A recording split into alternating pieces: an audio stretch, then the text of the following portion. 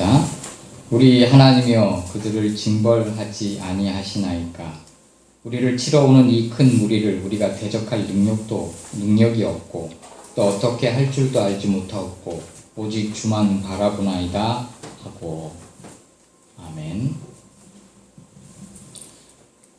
오늘은 하나님을 의지하는 자라고 제목을 정해보았습니다. 오늘 우리나라의 교회들이 예배드릴 텐데 목사님이 좀 걱정인 게 사람들 모이는 곳에는 안 가는 추세라 좀 교회가 텅텅 비지 않았을까 걱정이 되기도 하고요. 우리가 뉴스를 봐서 알듯이 평택 그쪽은 유령 도시 같답니다. 사람들이 돌아다니는 사람이 없어서 식당엔 아예 사람이 없대요. 식당 같은데. 참. 그리고 그 평택 성모병원이 지은 지 얼마 안 된답니다. 2, 3개월밖에 안 되는 정말 멋지게 졌는데 원장도 아무래도 또 돈이 투자를 많이 했겠죠. 근데 이렇게 폐쇄 아닌 폐쇄가 돼버렸으니까 참 사람 일이라는 게 어떻게 될지 아무도 모르는 것 같아요.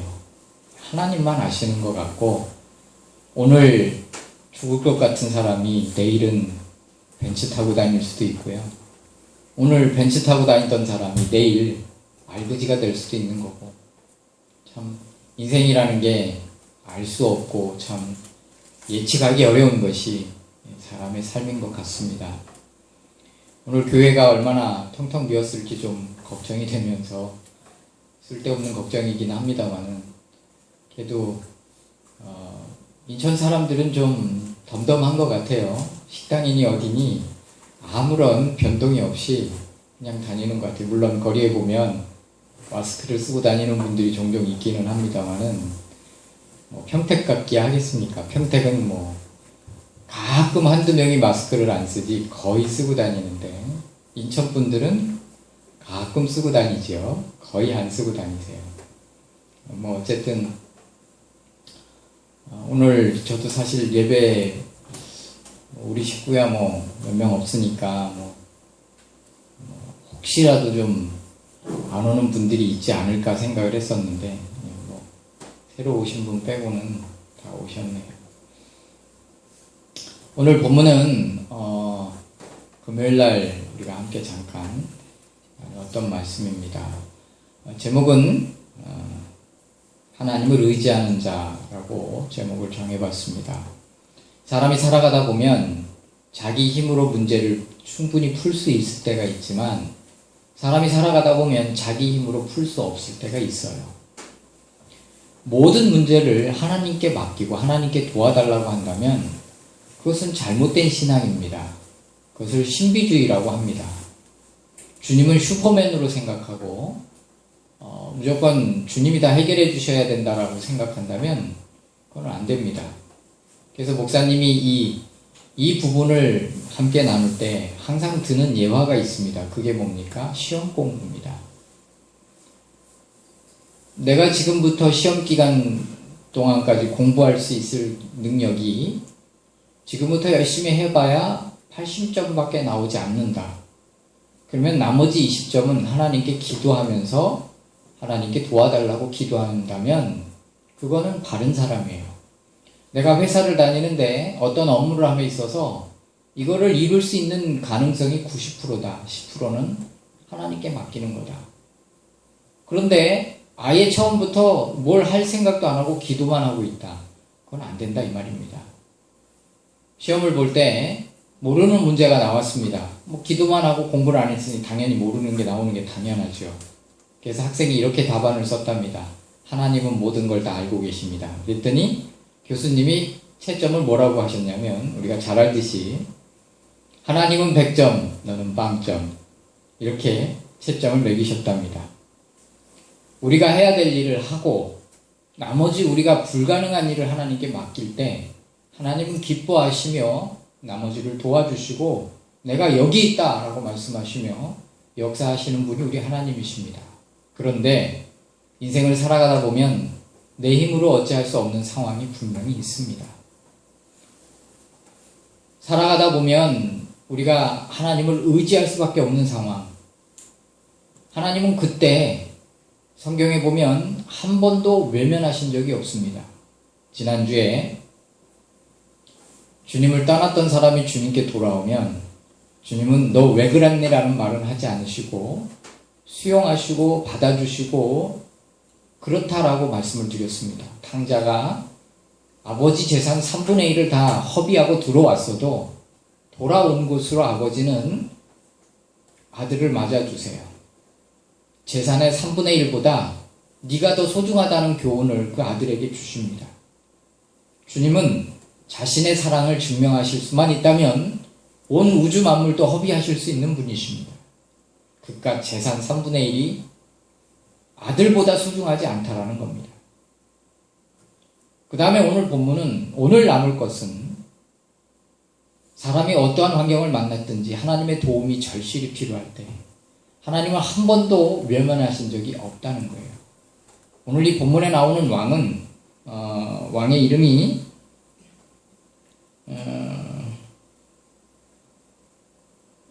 누구죠? 여기 보면 여호사밧이라는 왕이 주인공입니다. 근데 이 여호사밧은 훗날 나라가 평안해지고 나라가 부강해지고 나라가 안정을 찾은 뒤에 하나님을 의지하는 모습이 많이 사라져요. 자기 힘을 의지하고 자기의 교만함이 나타나요. 그런데도 주님은 그때는 그때 일이고 지금 당장에는 여호사밧을 볼 때는 대적할 능력이 없는 거예요. 싸울 힘이 없는 거예요. 적군이 100만 명이 쳐들어왔는데 감당할 수 없는 숫자가 온 거예요. 그랬을 때 하나님을 의지할 때 하나님은 그에게 응답해 주세요. 이 싸움은 너의 싸움이 아니다. 나의 싸움이다. 너는 서서 보기만 해라. 내가 어떻게 구원을 너희에게 베푸는지 보라 라고 말씀하셨어요. 그래서 전쟁이 일어날 때 몇몇 나라가 모여서 싸움을 시작했는데 이 민족과 저 민족이 서로 싸우더니 나중에는 서로 탓했는지 서로 같은 민족끼리 죽여서 자멸해버렸어요. 이거를 볼 때 나중에 왕이 교만해서 선지자가 갔을 때 뭐라고 선지자가 그러냐면 이 사건을 들먹이면서 왕이 하나님을 의지해서 하나님이 구원하셨던 그 사건을 잊으셨습니까? 왜 지금은 하나님을 의지하지 않으십니까? 앞으로 어쨌든지 저쨌든지 정말 절실해서 하나님의 도움이 필요해서 하나님을 의지하는 사람은 하나님을 외면하지 않고 구원해 주시고 도와주시고 다스리시고 지키시고 보호하십니다. 이것이 하나님을 의지하는 자들에게 주시는 축복입니다. 그래서 시편에는 하나님을 의지하는 자는 복이 있다라고 성경은 말하고 있어요. 많이 말하고 있어요. 시편에서는. 하나님은 지정의를 갖고 계신 분입니다. 지식과 의지와 감정을 갖고 계시다는 분입니다. 근데 지식은 어떤 거에 기반을 두냐면 주님이 심판하시거나 주님이 뭘 하실 때에 주님이 정당하시다 이거예요. 주님의 지식에 위배되지 않으세요. 그래서 어떤 민족을 심판하실 때 그들이 심판을 받을 수밖에 없는 정당한 이유가 있을 때 심판을 하세요. 무고한 사람들을 심판하지 않으신다는 거예요. 그게 지식에 기반한 심판이에요.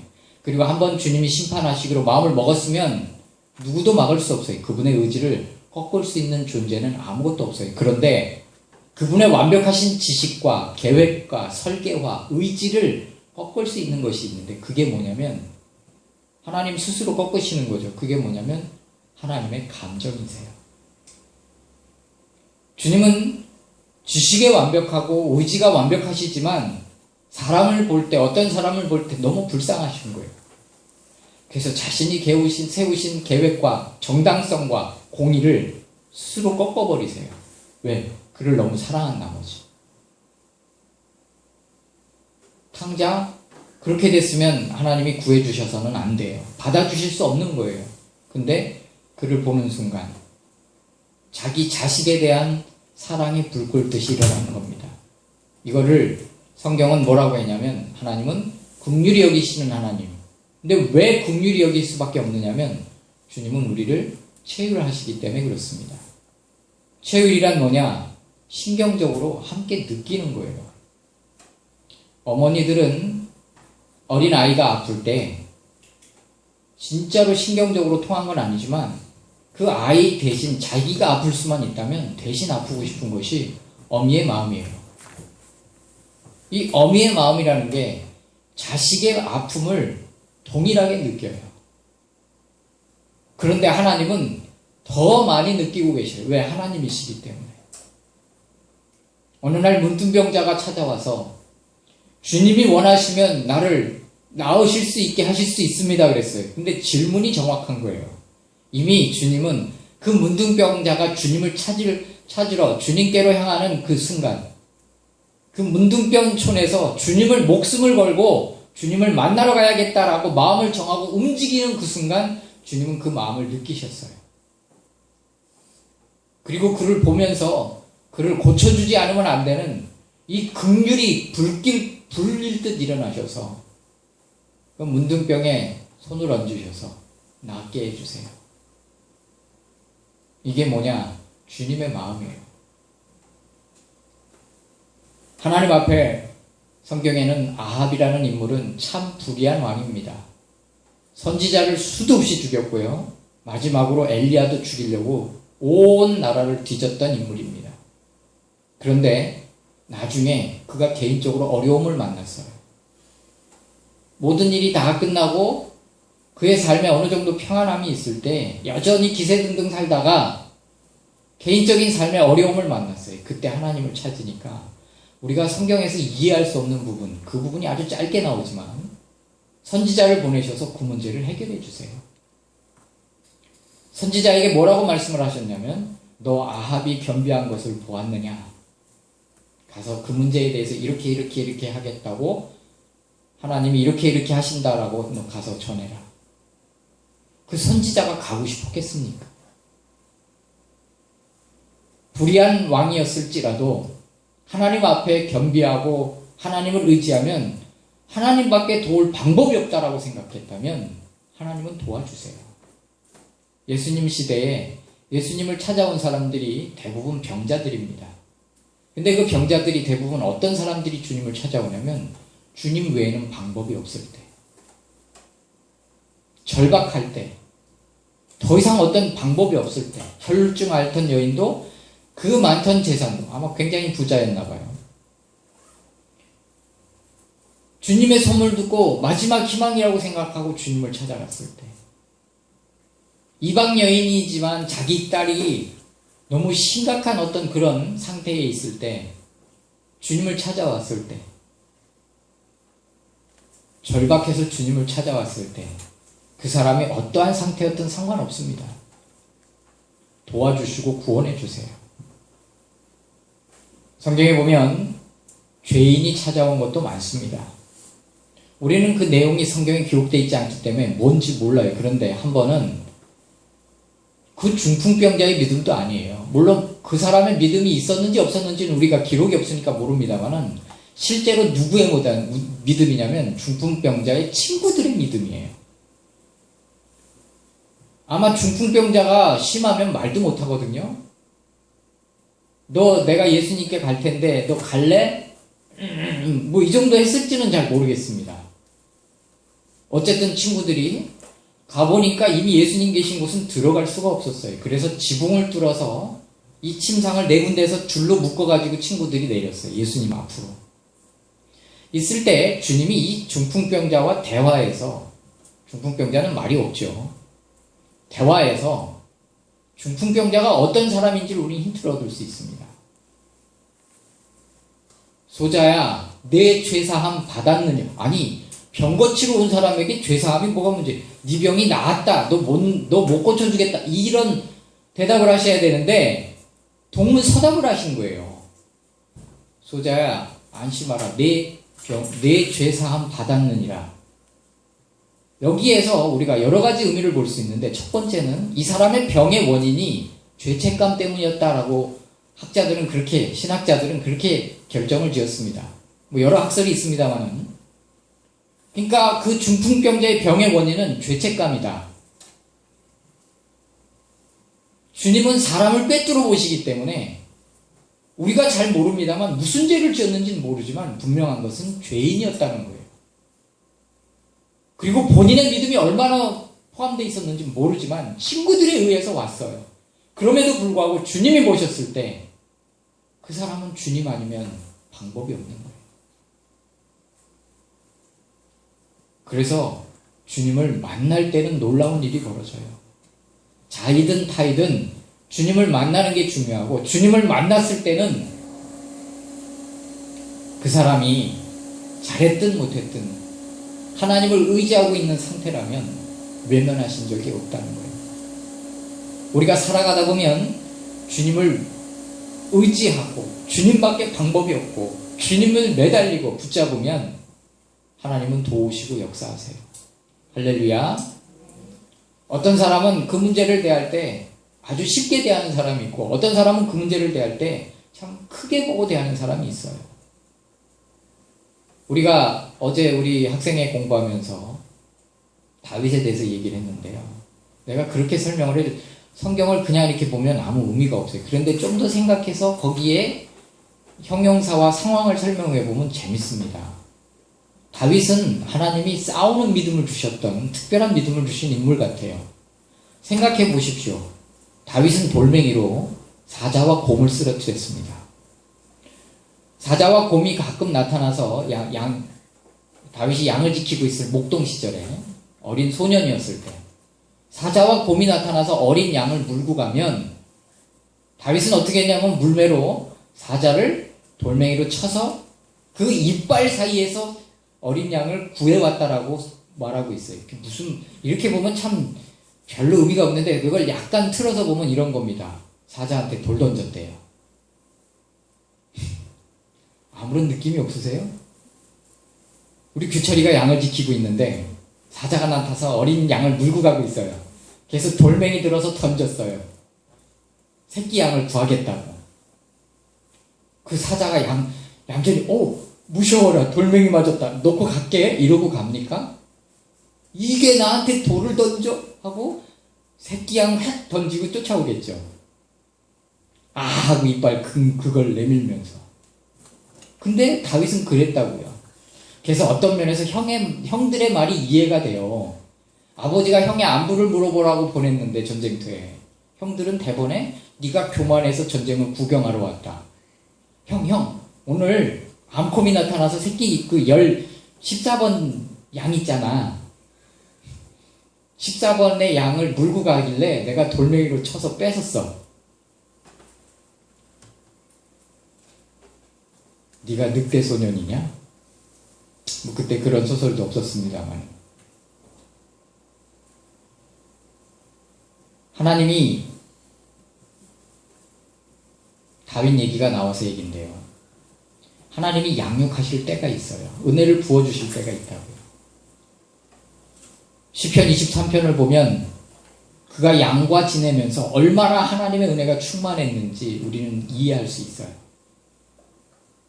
비록 홀로 떨어져서 양을 치고 있었지만 아버지도 인정하지 않고 형제들도 별로 인정하지 않는 그 양들 틈바구니에서 있었지만 그 시편 23편을 보면 하나님이 자기 미래를 어떻게 인도하실지는 이미 거기에 예견되어 있는 거예요. 나의 경쟁자들에게서 나를 높여주시고 기름으로 내 머리에 바른 내 잔이 넘치나이다. 이렇게 궁중악사로 이게 은혜가 충만할 때가 있어요. 그러다가 정치적으로 등장하게 하시고 천부장까지 되게 하시고 골리앗을 쓰러뜨리게 하시고 그러다 어디로 내몰립니까? 광야로 내몰려요. 훈련의 기간이에요. 여러분, 훈련이라는 건 히브리서에 있는 말씀처럼 다 싫어해요. 징계를 받을 당시에는 버림받은 것 같고 너무 힘들지만 그 징계, 그 훈련이 끝난 뒤에는 달리는 사람이 된다. 하나님이 광야에서 7년 반 동안 다윗을 갖다 놓으셨지만 그 광야에서 무슨 일이 벌어졌냐면 사울로 하여금 죽여서 다윗을 죽이려고 하도록 허락하셨고 쫓아다니게 하셨어요. 그리고 절체절명의 위기를 여러 번 만나요. 도망갈 수 없는 성에 포위된 적도 있고요. 다윗이 여러 번 죽을 뻔해요. 사울이 이게 심리적 압박감이라는 게 어마어마하게 큰 거예요. 그런데 하나님이 붙이시지는 않아요. 근데 그게 훈련이에요. 죽이려고 하는 것을 허락하셔요. 그렇지만 죽이도록은 못하세요. 그러면서 그 광야에서의 삶은 궁핍한 삶이에요. 하나님이 공급하시지요. 그러나 죽지 않을 만큼 하나님 그렇게 공급하세요. 그가 다윗이 광야에서의 삶을 보면 얼마나 하나님께 기도하고 얼마나 하나님께 부르짖고 하나님은 계속 응답하세요. 그런데 현실은 똑같아요. 그걸 7년 반을 살아요.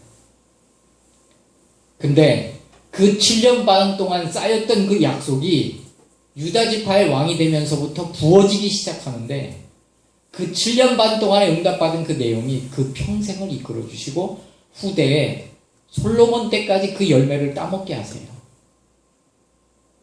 이해할 수 없지요. 그러나 하나님은 그 7년 반 동안 생명의 위협 기간 동안 하나님 앞에 기도하게 하시고 하나님을 의지하게 하시고 하나님은 그 기도와 그 응답을 쌓아놓고 하나님도 기다리고 계셨어요.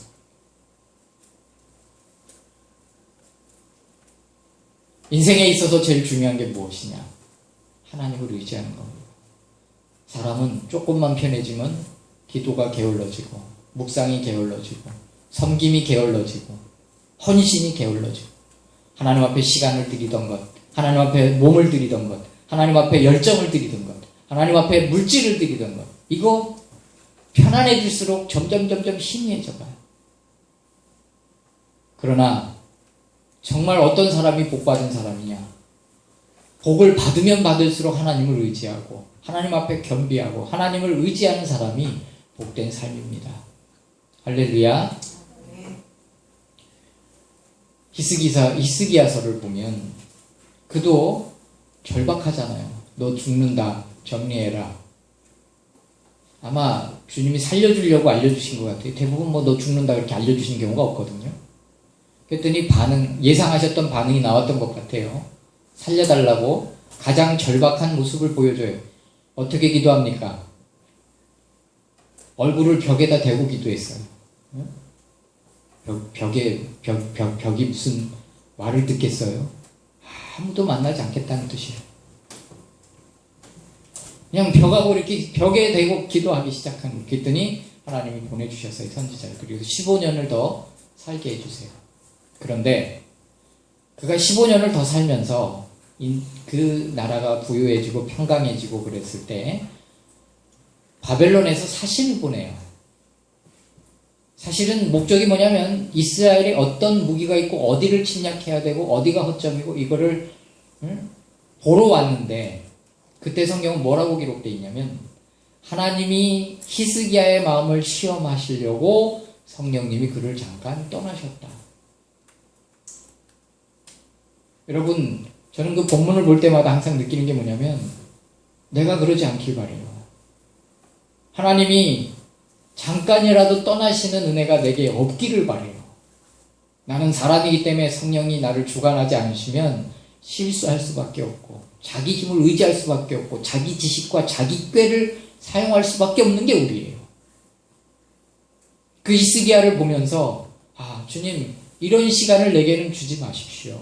나는 연약합니다. 나는 게으른 사람이고 나는 부족한 사람입니다. 다윗이 하나님 앞에 철저히 붙잡았던 큰 어려움일수록 하나님께 붙잡았던 하나는 뭐냐면 주의 성령을 내게 거두지 말라는 거였어요. 인생에 있어서 제일 중요한 게 무엇이냐? 자기 힘을 의지하고 자기 능력을 의지하는 게 하나님을 의지하는 거예요. 사람들은 자기 힘을 강해지길 바라고 왜 복을 받으려고 하냐면 자기의 능력을 과시하기 위해서. 왜 다윗이 인생에 있어서 가장 힘들었을 때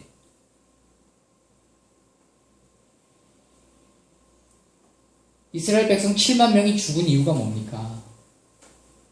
물론 하나님을 항상 의지하고 있지만 나의 군사력이 얼마나 되는가를 알아보기 위해서 인구조사를 실시했을 때 하나님 그걸 정말 어떤 다른 정말 선한 목적으로 인구조사를 했다면 하나님 기뻐하셨을 거예요. 근데 그게 아니거든요. 나의 국력이 어느 정도 되지? 이걸 본 거예요. 그러니까 하나님이 괘씸히 여기셨던 거예요. 요압의 말은 정확해요. 하나님이 지금보다 왕에게 1000배나 사람을 더 많게 하시기를 원합니다. 어찌해서 이 일을 하시려고 합니까? 인생에 있어서 제일 중요한 것, 하나님을 의지하는 겁니다. 내가 다 하나님께 다 맡기라는 것은 그건 불신앙이에요. 그러나 하나님을 철저히 의지하고 하나님의 도움을 바라보고 그것이 떠나는 순간 자기 힘과 자기 능력과 자기 방법을 의지하기 때문에 그런 거예요. 인생에 있어서 그 사람이 앞으로 어떻게 되든지 지금 당장 위기 가운데서 하나님 찾고 부르짖고 있다면 하나님은 구해주세요. 비빌 언덕이 없다는 것 참 불편하고 괴로운 일입니다만은 그때는 하나님이 비빌 언덕이 되어주세요. 그러나 비빌 언덕이 있을 때 하나님을 제쳐두고 거기만 의지한다면 하나님이 과연 기뻐하시겠는가? 우리 인생에 오늘 이 본문을 통해서 두 가지를 알아야 돼요. 하나는 하나님이 어떠한 상황이든지 하나님을 의지할 때는 무조건 도와주세요. 구원해 주세요. 예외가 없습니다. 그 다음에 알아야 될 것은 구원 얻은 뒤에 하나님 앞에 변함없는 신실한 믿음을 갖기를 주님의 이름으로 축복합니다. 다윗은 광야에서 훈련받고 왕이 되고 하나님의 모습으로 어쩌면 그의 모습에서 하나님을 보게 돼요. 하나님처럼 사람을 사랑하고 하나님처럼 원수를 용서하고 하나님처럼 세상을 다스리고 그렇게 살다가 그런데 가장 중요한 것은 다윗의 인생에 있어서 가장 큰 실수를 했을 때 주셔요. 먼저 성전의 토를 보면 아까도 얘기했지만 이 교만에서 나의 군사력이 얼마나 되는가를 보려고 했다가 이 천사가 칼을 뽑아들고 예루살렘을 치려는 걸 보고 선지자가 먼저 얘기를 합니다. 가서 제사를 드리십시오. 용서를 구하는 속죄제를 거기서 드리십시오 그랬어요. 그랬더니 왕이 얼른 갑니다. 그랬더니 거기 그 천사가 서 있는 밭의 주인이 그 주인도 천사를 칼 뽑아든 천사를 보고 무서워서 숨어 있었거든요. 그런데 무섭기는 한데 왕은 자기한테 오고 있고 천사는 칼 뽑아들고 있고 왕한테 얼른 어떻게 나갔는지 엉금엉금 기어갔는지는 잘 모르겠습니다만 왕을 맞이하면서 어인일로 오셨습니까? 내가 하나님께 제사하러 왔다. 밭도 드리고 소도 드리고 이 태울 장작은 수레를 뽀개서 쓰십시오 그랬더니 내가 그냥 받지 않겠다. 돈 주고 사겠다. 그리고 밭이랑 다 샀어요. 그리고 번제를 드렸어요. 그 산 그 밭이 성전의 터가 돼요. 우리아의 아내 밧세바를 간음을 함으로써 자식이 생겼고 그 자식은 죽게 돼요. 그런데 하나님이 그 자식 대신에 우리아의 아내였던 밧세바를 통해서 솔로몬을 주세요. 나발을 죽이러 가던 길목에서 하나님은 아비가일을 만나게 하시고 가장 마음이 절망하고 있을 때에 아비가일로 하여금 위로하게 하시고 그리고 그 아비가일을 다윗의 아내로 주세요. 회일어나고 다윗이 일생에 있어서 가장 큰 범죄를 저질렀을 때 하나님은 또 그 위로하시면서 가장 큰 것들을 주세요. 이게 무슨 의미냐면 우리가 그렇게 살으라는 의미가 아니에요. 그런데 다윗 입장에서 보면 자기는 뭘 해서 받은 게 아니에요. 그냥 은혜예요. 자기가 왕이 된 게 뭘 요만큼 해서 왕이 된 게 아니에요. 하나님이 그냥 다 주신 거예요. 하나님 앞에 내세울 게 없었어요. 그래서 왕이신 나의 하나님이라고 자기가 왕인데 자기의 왕은 하나님이시라고 고백할 수밖에 없었던 것이 하나님의 은혜로 살았거든요. 우리 인생이 죄를 짓자는 얘기가 아닙니다. 우리 인생이 범죄하였을지라도 하나님은 때로는 그걸 벌을 내리시기도 하고 훈련하시기도 하시지만 하나님은 어떤 때는 그 죄에 대한 값은 지불하지만 값을 지불한 후에 수백 배, 수천 배의 위로로 하나님의 은혜를 부어주시는 경우가 너무 많다는 거예요. 왜? 그분은 국률이 크신 분이기 때문에 그렇습니다.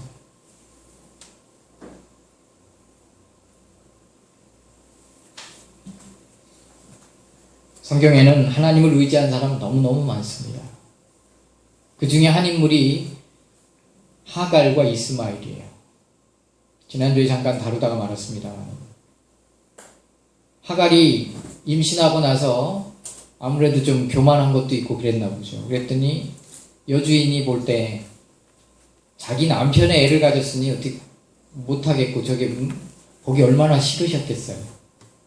근데 남편한테 일러 바쳤더니 당신 종이니까 당신이 알아서 하시오라는 말이 떨어지자마자 하갈을 학대해버렸어요. 이게 네가 위아래도 모르고 말이 아니었어요. 그랬더니 하갈이 도망갔어요. 자기 고향 애굽으로. 근데 가는 길목에서 이제 그때 제일 중요한 게 물이잖아요. 우물에 가서 이제 물을 뜨려고 이제 어디 가면 우물이 있으니까 그 중간 기점에서 물을 떠갖고 이제 물 채워갖고 가는데 그 우물에 딱 도착했더니 거기 천사가 기다리고 있었어요. 돌아가라. 돌아가서 학대를 받아라. 아니 뭔 말이야. 왜 학대를 받아야 돼? 근데 그도 아브라함 밑에 있으면서 아브라함과 한가지 다니면서 하나님을 만났을 것이고 하나님에 대한 신앙을 가졌던 것 같아요. 그래서 천사의 말을 듣고 돌아갑니다. 그리고 이스마엘을 낳고 거기서 살아가는데 정작 하나님의 뜻에 순종해서 거기서 학대받으면서 살다가 이삭도 태어났어요. 거기까지는 이해를 해요. 그런데 쫓겨났습니다. 그것도 남편한테서. 하갈이 돌아가다가 역시 이제 자기 고향으로 돌아가는 길이죠. 돌아가다가 역시 마찬가지로 중간 기점에서 물을 채워서 가야 할 거 아니에요. 분명히 이쯤 오면 여기 물이 나와야 되는데 샘물이 있어야 되는데 못 찾는 거예요. 못 찾는 건 둘째예요. 사실 그는 하나님께 실망했고 아브라함한테 실망한 거예요. 마음이 무너지면 이미 끝난 거예요. 하나님도 원망하고 있고 아브라함도 원망하고 있었던 거예요. 그래서 그 자리에서 주저앉아서 털썩 주저앉아서 울고 있었던 거고요. 근데 하나님은 그에게 나타나서 역시 그 우물을 못 찾는 것도 하나님의 섭리예요. 하나님이 그에게 뭐라고 그랬냐면 첫 번째 무슨 일이냐. 하나님이 저 아이의 울음소리를 들으셨다.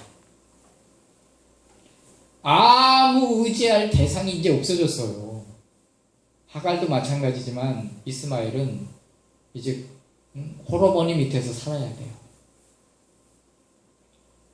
그렇게 자기를 사랑하던 아버지가 이삭 이뻐하는 것까지는 이해가 돼요. 이삭 태어나고 자기를 내쫓아 버렸단 말이에요.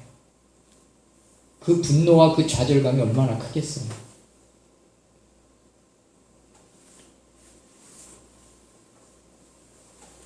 두 번째, 하나님의 계획은 애굽으로 가는 게 아니에요. 자기 자식이 어떻게 될까 그 마음도 있었어요. 근데 하나님은 이스마엘에 대한 예언을 하세요. 그가 큰 민족을 이룰 것이다. 다시 말해서 하갈에게 아직은 어린 소년이기 때문에 소년이 뭘 할 수 있어요. 네가 좌절하고 주저앉아 있으면 네 아들도 끝이다. 네 힘을 의지하고 일어나서 그에게 아내를 구해줘라. 그리고 큰 민족을 이루게 하겠다. 이게 아무 말 아닌 것 같지만 하나님이 그의 아버지가 되시는 것이고 하나님이 그를 축복하신다는 뜻이고 용기를 가지라는 말이에요. 네가 생각하는 것처럼 네가 애굽에 가봐야 너는 역사에도 남지 않고 그냥 한 종의 그냥 평범한 사람으로 살다가 끝나겠지만 네가 여기서 있는다면 그는 큰 민족이 된다. 이스마엘 족속이 역사적으로 어떤 나쁜 짓을 하고 좋은 짓을 했는지는 그건 중요하지 않아요. 그 상황에서 하갈을 위로하시는 하나님, 이스마엘을 위로하시는 그 하나님, 인생을 보고 계시는 분이 우리 하나님이세요. 그분은 섬세한 분이시고 그분은 모든 걸 꿰뚫어 보고 계신 분이세요. 그분이 우물을 못 찾게 하신 이유가 있는 거예요. 조금만 기다려 보십시오. 여러분 옆에 있는 우물, 우물이 여기 있었네? 저와 여러분이 그렇게 여기 있었네? 이거 왜 못 찾았지? 신기하네. 왜? 여기 있어야 되니까. 왜? 하나님의 축복이 무엇인지 곧 보게 될 거니까. 인간의 생각은 애국으로 가는 게 당연해요. 가야 되고요. 의지할 대상도 없는데 거기서 애국으로 가면 그나마 먹고 살겠죠. 나오미가 왜 이스라엘로 돌아왔는데요? 자기 예상이 딱 맞아 떨어졌어요. 자기 고향 가면 먹고 살 수는 있거든요. 근데 그렇게만 생각했는데 완전히 회복됐지만 하갈도 마찬가지죠. 자기 고향 가면 그래도 근데 하나님이 딱 막으셨어요. 스톱! 네가 있을 곳은 여기. 좌절 그만하고 일어나. 네 자식 붙잡고 일어나서 저쪽으로 가서 아내부터 구해.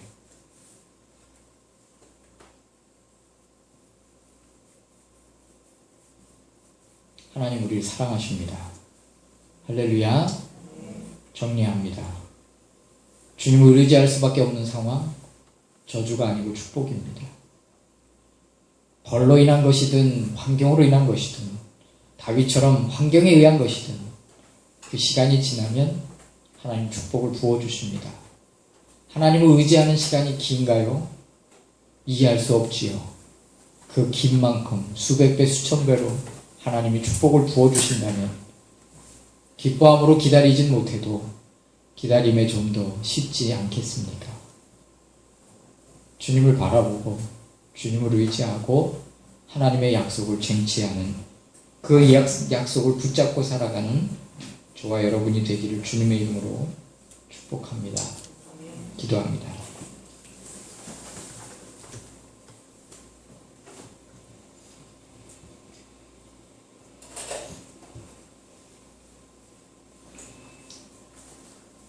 주님을 의지합니다. 외면하지 아니하시는 하나님 찬양합니다. 박대하지 아니하시고 우리를 품으시는 더욱이 우리를 자녀 삼으시고 우리의 아버지가 되어주신 그 하나님을 찬양합니다. 이스마엘도 축복하셨는데 우리야 얼마나 더 축복하시고 우리를 얼마나 더 보고 계시겠습니까? 두려워하지 않고 하나님을 바라보며 살아가도록 인도해 주옵소서. 예수님의 이름으로 기도드렸습니다.